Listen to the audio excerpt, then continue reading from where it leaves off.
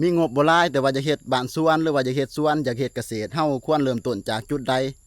สบายดีทุกคนมื้อนี้เฮาสิมาแนะนำเคล็ดลับเล็กๆน้อยๆสำหรับใครที่ว่าจะเฮ็ดสวนหรือว่าจะเฮ็ดเกษตรแต่ว่าบ่มีงบเนาะสำหรับพ่อบ้านก้อยเองนี่เนาะเป็นคนที่ว่ามักเฮ็ดสวนแล้วก็มักเฮ็ดเกษตรเนาะแต่ว่างบบ่หลายเนาะจุดเริ่มต้นในการเฮ็ดก่อนอื่นก็คือเฮาไปศึกษาว่าเฮา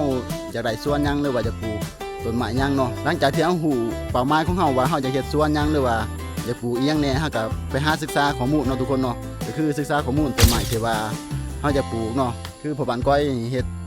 ปลูกเงาะเนาะทุกคนเนาะตามอินเทอร์เน็ตเดี๋ยวนี้ความรู้ก็มี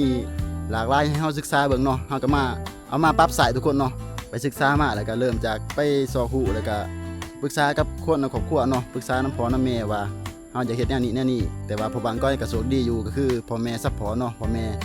เห็นเฮาอยากเฮ็ดสวนเนาะเห็นเฮาอยากเฮ็ดสวนหรือว่าอยากเฮ็ดพ่อแม่ก็บ่ได้กีดกันทั้งที่ว่าเฮาเคยเป็นพนักงานมาก่อนเนาะแต่ว่ามีความฝันอยากเฮ็ดสวนเนาะก็เลยว่าตัดสินใจออกจากเวียกตัดสินใจมาเฮ็ดสวนเฮ็ดเกษตรเนาะทุกคนเนาะพ่อแม่ก็บ่ได้ห้ามบ่ได้ว่าหยังเนาะที่ว่าเฮาตัดสินใจออกจากเวียกก็คือ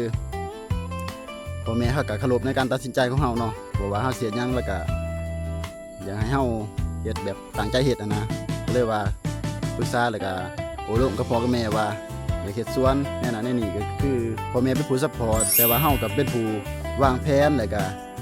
คนขวหาความรู้ที่ว่ามาใส่ในสวนก็คือปลูกเงาะเนาะก็คือเฮ็ดให้เราเห็นเนาะว่าเฮาเฮ็ดแท้หรือว่าเฮาตั้งใจมีความตั้งใจแท้เนาะหลังจากนั้นก็คือพ่อบ้านก้อยก็ได้เข้าไปศึกษา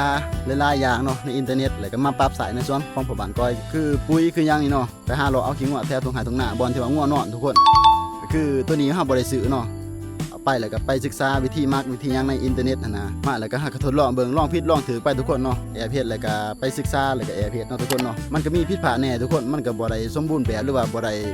ผลสำเร็จโดยตรง 100% เนาะเฮาเฮ็ดทำอิฐมันก็สิมีผิดพลาดหลังจากที่ว่าเฮาเฮ็ดหลายๆไปเฮาก็สิเกิดความหนึงเคยแล้วก็เฮาก็สิฮู้ว่าอันใดมันเฮ็ดแล้วมันบ่เกิดหรือว่าเฮ็ดแล้วมันเกิดหรือว่ามันได้รับผลดีเฮาก็